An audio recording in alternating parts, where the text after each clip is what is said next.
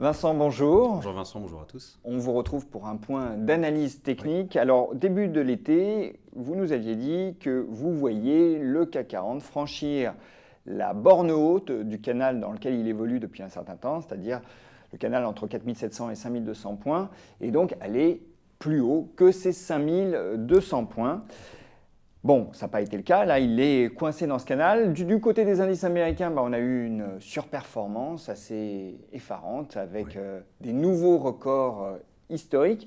Est-ce que vous campez toujours sur vos positions, Vincent? C'est-à-dire, est-ce que vous voyez toujours le marché parisien aller de l'avant, finalement? Oui, tout à fait. Alors effectivement, sur le cours du CAC 40, j'envisageais que d'ici la fin de l'année, donc j'ai encore peut-être une petite chance que ça se passe, que le CAC 40 dépasse les 5200 points. Alors le CAC 40, mais en fait les actions européennes, elles sont en range. Le range 4700 points, 5200 points que vous venez de décrire sur le CAC 40 existe sur l'Eurostoxx 50, existe sur de nombreux indices européens. Et en fait, ils sont restés tout au long de l'été dans ce range. Et par contre, si on ne sommes pas sortis par le haut, on n'est pas non plus sortis par le bas, on tient les bas de range. Alors, je vais en profiter pour faire un bilan de ce qui s'est passé depuis que nous nous sommes vus. Il y a eu cet été beaucoup de mouvements, des choses très intéressantes, même des performances étonnantes. Premier mouvement, la surperformance de Wall Street. Alors on ne parle que de ça, le Nasdaq, la star de l'été, les stars technologiques. Mais en fait, les actions américaines, des nouveaux records historiques. Et effectivement, les capitaux internationaux sont très sélectifs. Ils ont fait le choix de ces actions américaines. Alors deuxième mouvement, la chute du dollar américain. Alors là, il faut être prudent puisque certains analystes expliquent trop simplement l'écart de performance entre les actions européennes et les actions américaines à cause de cette chute du dollar américain, les 11% de hausse du cours de l'euro-dollar cet été. Alors nous allons en parler, mais en tout cas, c'est un mouvement majeur qui s'est déployé cet été. N'oublions pas les métaux précieux, nouveau record historique de l'or. N'oublions pas l'argent métal qui enfin s'est aligné sur la hausse de l'or. Alors même si là, à court terme, il y a quelques prises de bénéfices, c'est le mouvement de l'été. Alors un autre actif, enfin classe d'actifs, les taux d'intérêt, mais ça ce n'est pas une surprise, très très bas. Depuis que nous nous sommes vus, ils ont continué de baisser, ils se maintiennent très bas. Sur le graphique qui est sous vos yeux, vous avez le rendement obligataire américain à 10 ans. Et enfin, pour le principe, les actifs alternatifs. Notons quand même que le cours du Bitcoin se maintient, lui, tout en haut. Il occupe la première place, il a même battu le Nasdaq 100 sur la même période. Alors, je reviens à la sous-performance du CAC 40 et des autres indices européens par rapport à Wall Street. Vous sembliez dire tout à l'heure que l'effet de change, l'affaiblissement du dollar, n'expliquait pas totalement cette sous-performance. Mais c'est tout de même un élément majeur de celle-ci, non? Alors effectivement, c'est un facteur qui l'explique. Les actions européennes, les actions zone européenne, elles sont un peu les dindons de la farce. C'est-à-dire que nos valeurs cycliques, alors dans la catégorie value, les plus cycliques, le secteur bancaire, le secteur automobile, effectivement tout en bas. Le secteur bancaire est même revenu sur ses plus bas du choc boursier du mois de mars. Nos valeurs maintenant dites de croissance, elles sous-performent les valeurs de croissance américaines et elles sous-performent surtout les valeurs de croissance technologique américaines. Nos indices ne sont presque pas composés de valeurs technologiques, vraiment très très peu. Alors est-ce simplement dû à la chute du dollar américain ? Sur certaines séances, ça a pu matcher. J'ai des exemples en tête, je n'ai pas les dates en tête, mais où le CAC 40 pouvait faire plus 2 sur une séance. Le S&P 500 plus 4 et le cours de l'euro-dollar monté de 2%. Alors si on retraitait du change, la performance était équivalente. Mais sur l'ensemble de la période, la remontée du cours de l'euro-dollar n'explique pas la sous-performance des actions européennes. J'ai juste un graphique qui l'illustre. Vous avez là sous les yeux le cours du CAC 40 converti en dollars américains. Eh bien, même si on le convertit en dollars américains, il n'a pas effacé la baisse du choc boursier du mois de mars. Mais effectivement, il est plus haut. Alors, vous avez parlé d'un range, en bon français un canal dans lequel est enfermé le CAC 40. Alors justement, c'est un autre graphique qui apparaît à l'écran où on voit bien, en effet, la zone dans laquelle est coincé aujourd'hui le CAC 40. Oui, alors ce graphique que vous avez sous les yeux, il est valable pour les actions européennes, c'est ça qui est intéressant. Le cours du CAC 40, il évolue dans un canal horizontal entre 4700 points et 5200 points. Tout au long de l'été, il y a eu 2 tentatives d'en sortir par le haut. Alors moi, effectivement, qui est plutôt un point de vue haussier, j'ai cru que c'était fin juillet, début août, ça passait. Et puis finalement, on avait terminé la séance en baisse, et puis on est revenu dans le bas du range. Ce canal chartiste du CAC 40, il est valable pour l'Eurostoxx 50, le contrat futur Eurostoxx 50, qui est le benchmark. En fait, c'est le contrat futur le plus tradé par les gérants, les institutionnels en Europe. Donc les actions européennes ne sont pas baissières, elles ne sont pas non plus malmenées. Par contre, elles sont parfaitement rangy, et le bas du range a tenu. Alors, Nous n'en sommes pas sortis par le haut. Est-ce qu'on peut encore en sortir par le haut? Moi, je le pense, mais en tout cas, en sortir par le bas, je l'exclus. Et j'estime même que lorsqu'on revient sur ces niveaux-là, c'est une opportunité de se placer sur les actions européennes et pour les plus liés au risque d'entre nous, se placer sur la value européenne, tout simplement parce que c'est un bon market timing. Donc, il faut jouer les mouvements de marché et finalement profiter des creux pour Oui. se repositionner et évidemment peut-être prendre ses bénéfices en haut du Alors, canal. ça c'est intéressant parce que je côtoie un certain nombre d'analystes et à chaque fois qu'on était dans les hauts de range, certains gérants me disaient bon c'est le moment, Vincent, est-ce que c'est le moment de charger en option put, le timing est bon, et à chaque fois moi j'avais le bémol de leur dire oui mais je pense qu'on finira par sortir par le haut, et bon systématiquement le haut du range était vendu et donc ils avaient raison à ce moment-là de se charger en option put. Viendra. Alors, les options put, on rappelle ce que c'est, hein, ce sont des protections contre la baisse. Exactement, il s'agit à ce moment-là où on peut tout simplement shorter le contrat futur CAC 40 ou Eurostock 50 lorsqu'on est dans le haut du range. Et jusqu'à présent, effectivement, c'était la bonne stratégie. Mais mon opinion, c'est que d'ici la fin de l'année, cela ne sera plus la bonne stratégie. J'aimerais qu'on revienne au dollar, parce que c'est un facteur d'influence majeur, Oui. tout de même. On a une chute depuis un certain temps du dollar. Bon, il faut qu'on mette ça en perspective, évidemment, avec l'extrême prodigalité monétaire de la Fed. Ouais. Alors, si on devait me demander, Vincent, quel est le mouvement le plus important de l'été, le mouvement numéro 1 qui impacte toutes les classes d'actifs. Alors, le mouvement numéro 1, c'est le Nasdaq, parce que ce sont des performances incroyables. Mais le Nasdaq n'influence pas toutes les autres classes d'actifs. Le dollar américain influence les actions, les taux d'intérêt, les matières premières, enfin tout. Donc, c'est le dollar, finalement, c'est le dollar. Alors, la chute du dollar américain, est-ce qu'elle est surprenante? Effectivement, non, parce que si on compare le bilan de toutes les grandes banques centrales, simplement quelque chose de simple, la quantité de monnaie qu'on peut mesurer en utilisant un des agrégats de masse monétaire, l'agrégat M2, alors c'est celui qui est utilisé par les banques centrales, hein, il y a M1, M2, M3, M4, mais c'est M2 qui est utilisé par les banques centrales, eh bien c'est M2 aux États-Unis qui a eu la plus forte croissance.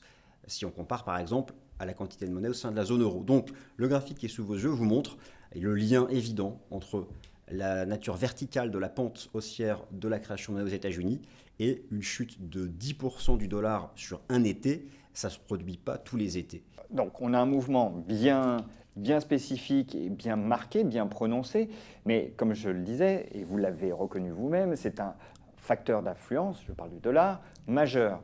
Est-ce que le mouvement de dépréciation du dollar va se poursuivre, oui ou non, selon vous? Alors, on va parler sur des échelles plutôt courtes. Là, nous nous retrouvons aujourd'hui. Depuis quelques séances, le dollar s'est stabilisé. Alors effectivement, il a trouvé un bon support technique. On peut l'illustrer de plusieurs façons. Parlons des 1,20 $ de l'euro-dollar, qui est en fait un trend de chartiste baissier de long terme, depuis 2008-2011. Le dollar américain face à un panier de devises, c'est uniquement 57% d'euro-dollar. Vous l'avez sous les yeux. Alors son code mnémonique, c'est DXY, c'est comme ça qu'il est petit nommé dans les salles de marché, lui aussi a trouvé un support long terme, un trend de chartiste long terme depuis plus de 10 ans. Alors ça permet une stabilisation qui a duré 2 semaines et là on repart à la hausse. Moi j'ai plutôt le sentiment que nous sommes dans un processus de rachat de positions vendeuses sur le dollar à bon compte, qui se traduit par un retracement de l'euro-dollar vers 1,15, mais à ce moment-là, la baisse du dollar pourrait reprendre. Donc dans l'immédiat, disons fin septembre, début octobre, le dollar est en rebond, oui, et je pense que ce rebond peut se poursuivre jusqu'à 1,15 sur l'euro-dollar. On parle du dollar, ce qui nous ramène aux marchés américains et à la star de l'été que vous avez mentionné, le Nasdaq. Bon, les performances, même si là on a corrigé un peu ces dernières semaines, les performances sont tout simplement ahurissantes. Est-ce que là, on n'est pas tout de même dans une forme d'excès? Alors, donc, le Nasdaq, c'est vraiment un sujet à part entière. Effectivement, c'est le mouvement de l'été. Déjà, tout d'abord parce que c'est le premier indice important à avoir fait, déjà avoir effacé la baisse liée à la Covid-19 et à avoir fait de nouveaux records historiques, mais pas 1 ou 2%, avoir dépassé ces records historiques de 20%. C'est quand même énorme. On a parlé du Nasdaq tout au long de l'été, les grandes valeurs gagnantes du confinement, les Apple, Google, Amazon, Facebook, qui Parlons d'Apple, par exemple, qui a capitalisé jusqu'à 2300 milliards de dollars. Le PIB de la France en 2019, avant le choc boursier Covid-19, doit être autour des 3000 milliards de dollars. Donc ça met les choses en perspective, même si on ne peut pas comparer les choux et les carottes, mais quand même, Amazon doit capitaliser autour des 1800 milliards de dollars. Il n'y a pas que ça, il y a l'aspect valorisation. On peut regarder Tesla, Zoom, qui, elle, se paye, je crois, entre 400 et 500 fois des bénéfices estimés. Donc, effectivement, Tesla, peut-être même plus. Donc, c'est... En tout cas, récemment, c'était plus. Voilà. Alors, c'était plus, mais ça peut paraître fou. Alors, ça peut paraître fou, oui, mais c'est des valeurs qui ont des ratios de valorisation juste incroyables, qui ont très, très peu de dettes. Le secteur technologique américain, si on le compare au secteur industriel, au secteur bancaire, c'est celui qui a le moins de dettes. Donc, il y a peut-être aussi des bonnes raisons d'être survalorisé. Mais il y a un excès énorme qui s'est produit cet été. Le graphique qui est sous vos yeux l'illustre. Alors, ce graphique, qu'est-ce qu'il compare? Il compare la courbe du Nasdaq 100 avec les anticipations de bénéfices des analystes financiers sur 2021. Alors, ce qu'on constate, c'est que les anticipations de bénéfices pour 2021 elles sont chutées avec la crise du Covid-19. Elles sont remontées, elles ont effacé la moitié de la baisse. Le Nasdaq, lui, a non seulement effacé la totalité de la baisse, mais il les a dépassés de 20%. Donc il y a un spread, un écart entre les anticipations de profit et la réalité boursière du Nasdaq très important, et qui a été réduit avec la correction de 3-4 semaines qui a eu lieu en septembre. Réduit, mais encore manifeste. Réduit, mais encore manifeste. Donc même si le Nasdaq a peut-être des bonnes raisons d'être bien valorisé, c'est pas non plus, il n'y a pas une corrélation positive avec, il n'y a pas une corrélation positive de 1 avec les anticipations de bénéfices. Donc, il y a de toute façon un excès. Il y a un excès. Bon, le cœur de cette performance, ce sont les GAFAM, oui, plus quelques autres valeurs stars, hein, les Tesla, les Nvidia, les Netflix, les Zoom. Bon. Ouais. Mais le cœur, ce sont les GAFAM. Et notamment Apple, ouais, que vous avez mentionné.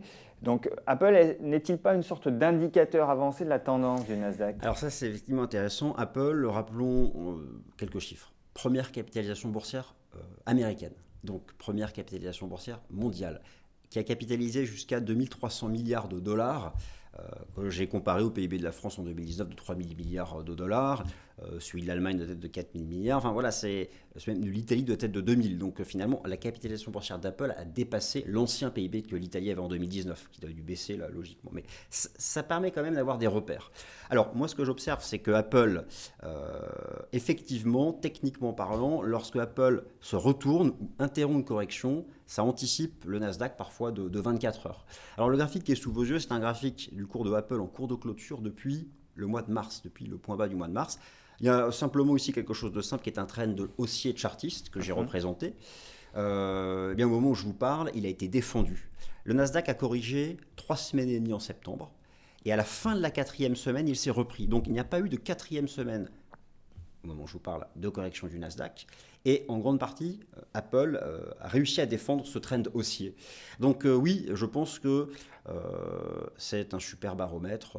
Voilà, le jour où Apple casse ce trend haussier, là, le Nasdaq nous refera un moins 10% de plus. Les moins 10%, le Nasdaq, il les a fait en 3 séances consécutives début septembre. Il y a eu une toute petite réplique fin septembre, et là, ça stabilise.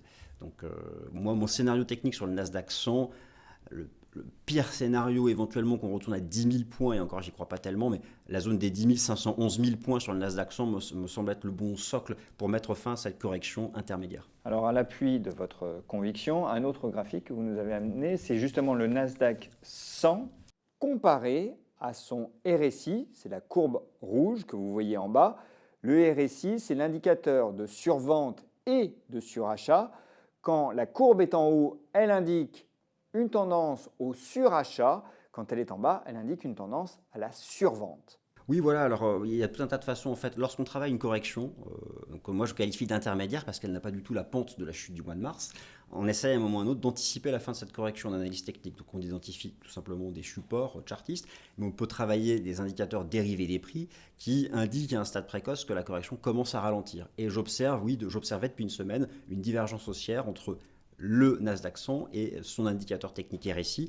Et ça va dans le sens de cette stabilisation du marché au-dessus des 10 500 points, 11 000 points. Et ça écarte la probabilité d'un choc vers les 10 000 points, qui à peu de choses près représente les anciens records historiques avant le choc de mars. Vincent, est-ce que vous avez d'autres éléments techniques qui viennent étayer l'idée que nous serions plutôt face à une correction technique intermédiaire que face à un marché baissier?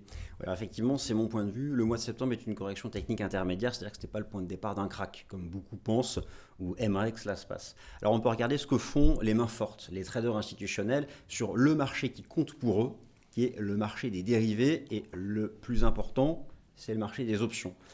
En février-mars dernier, sur le marché des options, envolée de la position ouverte sur les options put, qui permettent de se protéger. Donc de même profiter de la baisse. En septembre, rien. Maintien du poids relatif, à peu de choses près, des options put. Alors c'est quelque chose qu'on voit très bien lorsqu'on regarde sous la forme d'une courbe le ratio put-call. Donc au numérateur les put, au dénominateur les call. Donc, plus ça monte, ça veut dire que plus il y a de positions défensives, et plus ça baisse, plus il y a de positions offensives. Pour résumer, c'est cela. Plus ça monte, plus les options put sont achetées par les traders institutionnels. Et en septembre, la complaisance des institutionnels, c'est-à-dire leur exposition aux options call, est restée quasi identique. Donc ils n'ont pas vu la correction qui a duré 3-4 semaines en septembre sur les actions américaines comme le point de départ, un crack, mais comme une pause, peut-être même quelque chose de sain après l'inertie haussière de l'été qui était devenue excessive fin août. Donc une respiration. Oui. Bon, là on a vu en effet ce ratio put-call. Sur le S&P 500, il y a un autre graphique que vous nous avez amené, oui, qui, d'après vous, accrédite justement l'idée d'une simple correction. C'est le pourcentage d'actions du S&P 500 qui se situe au-dessus de leur moyenne mobile 50 jours. C'est ça. Alors, en analyse technique, on peut faire plein de choses. Pas uniquement des supports et des résistances. Et on peut regarder, par exemple, ici, le pourcentage d'actions qui composent le S&P 500 de part et d'autre de la moyenne mobile à 50 jours. Alors, le graphique est sous vos yeux, c'est au-dessus. C'est-à-dire que si vous avez une valeur de 25, vous avez 25% d'actions du S&P 500 au-dessus de leur moyenne mobile 50, et donc 75 en dessous. Ce qu'on observe, c'est que le S&P 500 cesse de baisser, alors que ce soit un crack ou une correction intermédiaire, lorsque la part de ces actions au-dessus de la moyenne mobile à 50 jours s'établit entre 10 et 25%. Et là, en septembre, ça a diminué très lentement. Et au moment où je vous parle, nous sommes autour de 27 à 28% d'actions du S&P 500 au-dessus de leur moyenne mobile à 50 jours. Moi, j'estime que ça va dans le sens justement de cette fin de correction et d'une reprise, ou en tout cas d'une stabilisation du marché actions américain. Donc il faut utiliser cet indicateur-là comme un indicateur de survente. Et nous ne sommes pas loin d'une survente sur les actions américaines après 3 semaines de correction sur le Nasdaq et 4 sur les actions classiques. Petite question tout de même à propos de ce graphique, puisque là, on a pris comme référence la moyenne mobile 50 jours, mais est-ce que la moyenne mobile 200 jours ne serait pas plus pertinente? Alors, en tout cas, question pertinente de votre part, Vincent. 200 jours, c'est trop long. Là, on parle d'une correction de quelques semaines, intermédiaire. La sensibilité à la moyenne mobile à 200 jours, ça va prendre des semaines, des mois, donc on ne peut pas l'utiliser. Alors, j'inverse. Pourquoi pas prendre la moyenne mobile 20 jours? Alors, c'est trop court. On passe son temps à faire des allers-retours entre 20 et 80%.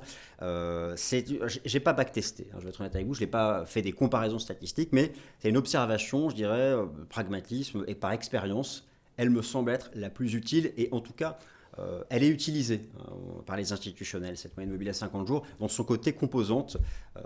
Voilà. En tout cas, a priori, elle a régulièrement fonctionné. Oui. C'est un indicateur qui fonctionne, qui est le plus souvent. Où se situent les risques, Vincent? Alors, les risques, ils sont multiples pour les marchés financiers, mais concrètement, où se situent les risques pour les institutionnels? Alors, aux États-Unis, tout le monde a entendu parler du VIX, l'indicateur de volatilité implicite des actions qui composent le S&P 500, on parle de l'indice de la peur, bref, lorsque sa valeur augmente, regardez le graphique qui est sous vos yeux, le marché baisse. Lorsque sa valeur diminue, eh bien, les actions se sont stabilisées ou remontent. On voit en effet qu'il avait atteint un pic absolument stupéfiant. Qui était celui de 2008, comme le montre le graphique, en mars dernier. Alors, depuis, la volatilité, elle s'est stabilisée. Tout au long de l'été, elle était plate, tout en bas, c'était un régime de volatilité qui a permis d'établir de nouveaux records historiques.